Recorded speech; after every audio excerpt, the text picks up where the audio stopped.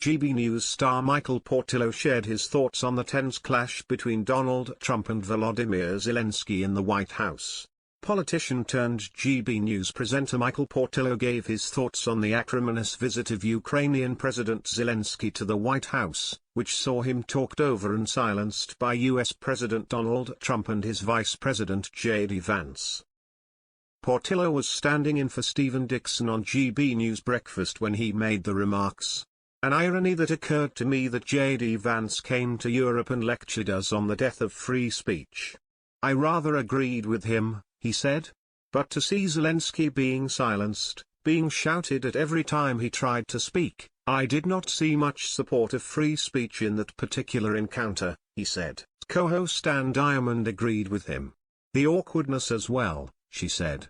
"I thought several times, is that English isn't Zelensky's first language? I thought he did extraordinarily well, but maybe he didn't quite understand some of the nuance," she said. She was referring to the fact Zelensky appeared confused by the US contingent's references to holding the cards. "I'm not sure he took the way Americans talk about holding the cards is the same way. I just wondered, is it fair to bully somebody whose first language is not English, in the White House?" she pondered. Michael agreed with her, saying, "Absolutely, it was one of the reasons why it was bullying."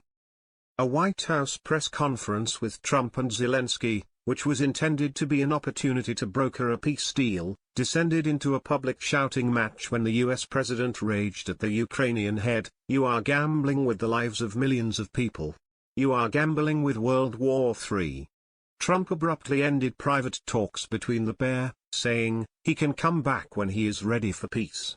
Zelensky was in the US to sign a deal giving America access to Ukraine's rare minerals, which it was hoped would deter future Russian aggression once the current war comes to an end.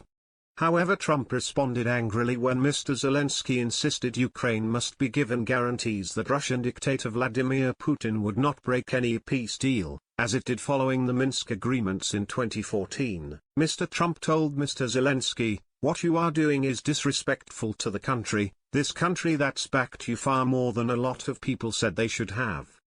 Private negotiations between the two presidents then broke down, with Mr. Trump stating on the Truth social media site, "It's amazing what comes out through emotion, and I have determined that President Zelensky is not ready for peace if America is involved, because he feels our involvement gives him a big advantage in negotiations. I don't want advantage, I want peace." He disrespected the United States of America in its cherished Oval Office. He can come back when he is ready for peace.